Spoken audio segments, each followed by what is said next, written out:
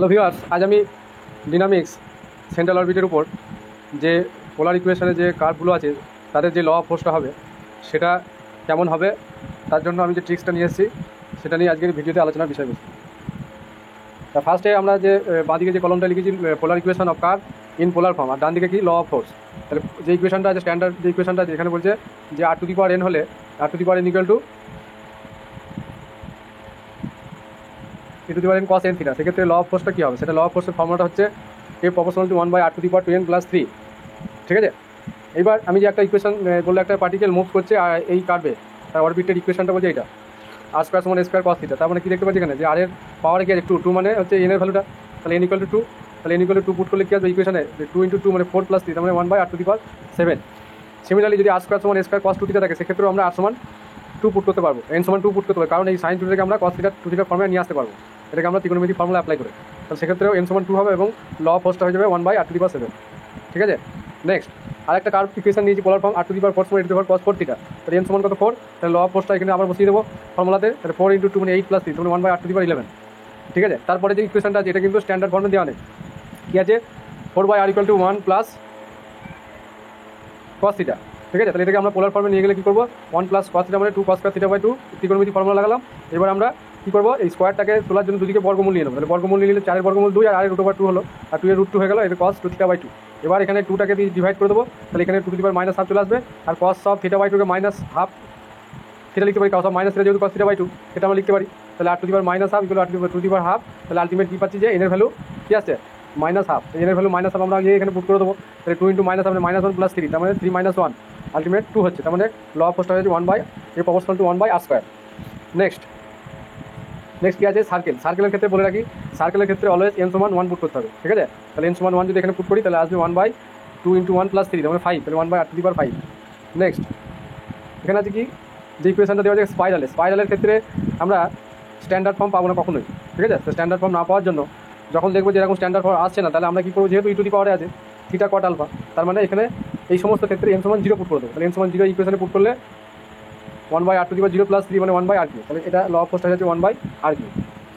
Next পরের পেজে আমি কিছু একটু অন্য টাইপের কিছু ইকুয়েশন আছে যেগুলো ল অফ ফোর্সটা কী হবে সেটা বার করার জন্য আমি এই কটাকে দেখতে একই টাইপের, এই ক্ষেত্রে সব জায়গায় ল অফ ফোর্সগুলো 1/r³ এসছে, সেই জন্য আমি বলছি যে এই ক্ষেত্রে এই যে পরপর 4টে কেস আছে সব কটাতেই প্রথমটা কী আছে u সমান e to the power n theta, তার মানে a/r সমান e to the power n theta, কারণ আমরা u সমান কী লিখি যে u = 1/r। ঠিক আছে, তাহলে এটাকে একটু সাজিয়ে নিলাম, কারণ কোন ফর্মটা দেওয়া থাকবে বলা যাচ্ছে না। ঠিক আছে, তাহলে এই ফর্মটাও থাকতে পারে, এই ফর্মটাও থাকতে পারে, সেই জন্য যেখানে u আছে আমি 1/r দিয়েও দেখিয়েছি, আবার u দিয়েও দেখিয়েছি। তাহলে এই ক্ষেত্রে তারপরটা কী আছে u সমান n থিটা, এটাকে সাজিয়ে নিলে a/r সমান n থিটা। 3 নম্বরটাতে কী আছে 3 নম্বরটাতে আছে u সমান সাইন হাইপারবোলিক থিটা, তারপরে ওটা কি সাজিয়ে নিলাম, তাহলে আছে a/r = sine hyperbolic theta. Next কী আছে u সমান cos হাইপারবোলিক n থিটা, আরেকটা আছে a/r, এটা কি সাজিয়ে নিলে কী হচ্ছে cos হাইপারবোলিক n থিটা। তাহলে এই 4টে কেসে আমরা সবসময় কী পুট করবো, আগে একটা যেমন স্পাইরালের ক্ষেত্রে n সমান 0 পুট করলাম, এই ক্ষেত্রেও n সমান 0 পুট করতে হবে। তাহলে এখানে 0 পুট করলে আগে পেজে যে ফর্মুলাটা যেখানে আর n এর ভ্যালু 0 পুট করলে 1/r³ হয়ে যাচ্ছে। ঠিক আছে, তাহলে এটা হয়ে গেল ল অফ ফোর্স। তারপর আছে এই যে কোশ্চেনটা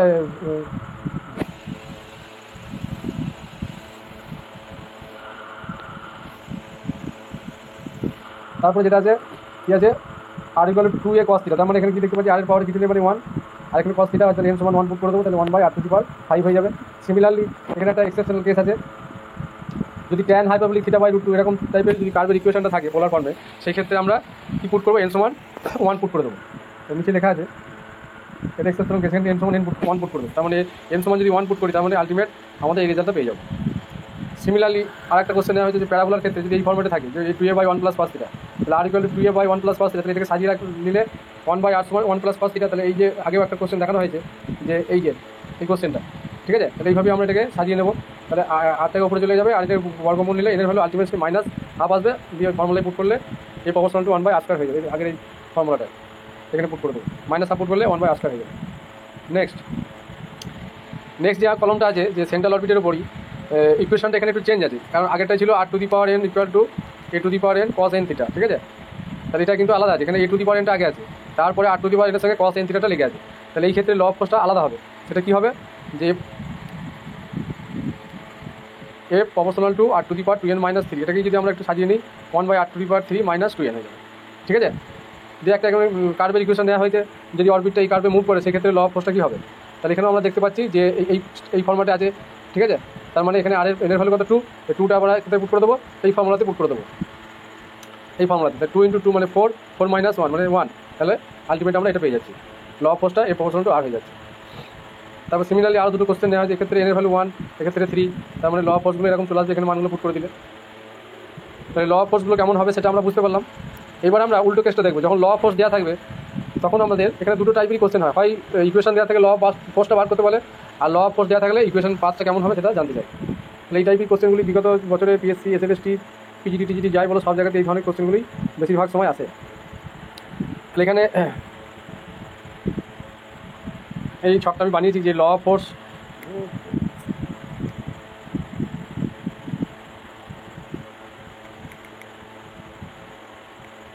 এই যে ল অফ ফোর্স আছে আর ইকুয়েশন অফ দ্য পাথের ইকুয়েশনটা কেমন হবে।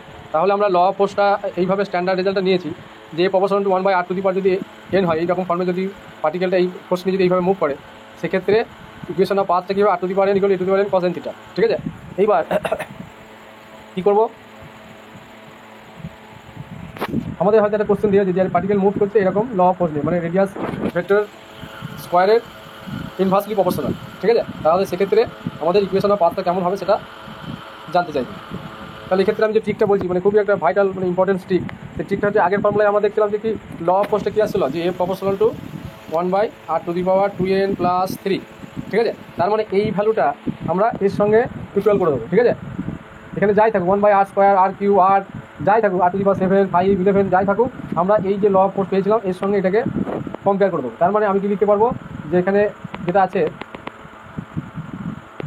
এর ভ্যালু 2, মানে আলটিমেট ল অফ ফোর্সটা হচ্ছে এই জায়গাটাই 2 মানে হচ্ছে 2n+3। তাহলে আমরা কী করবো, এই 2n+1 সঙ্গে এই 2 পুট করে দেবো, ঠিক আছে।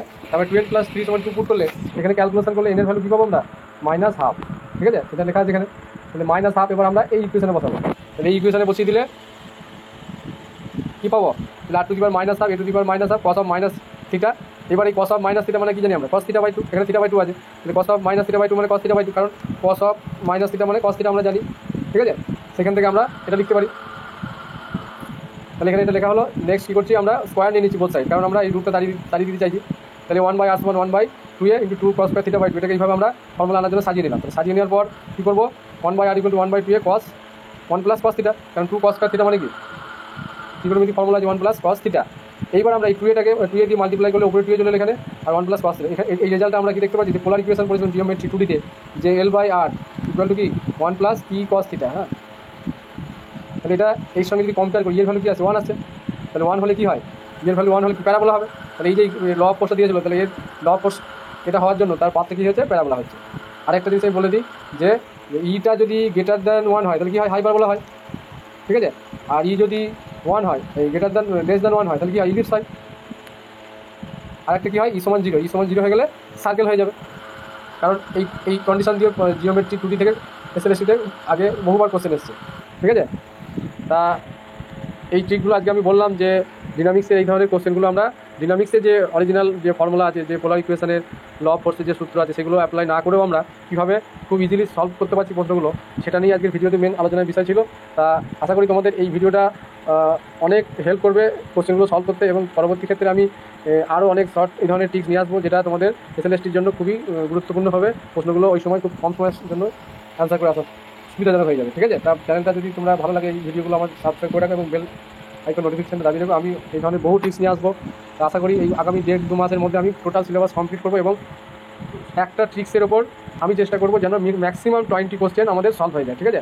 তাহলে আমরা এই 200 যে ট্রিক্স আমি মানে আলোচনা করবো, সেই 200 ট্রিক্সের মধ্যে আমার আশা করছি আমি 5000 প্রবলেম আমরা সলভ করতে পারবো, ঠিক আছে। তা তোমরা অবশ্যই চ্যানেলটা সাবস্ক্রাইব করে রাখবে যদি এই ধরনের ভিডিওগুলো পেতে চাও। Thank you.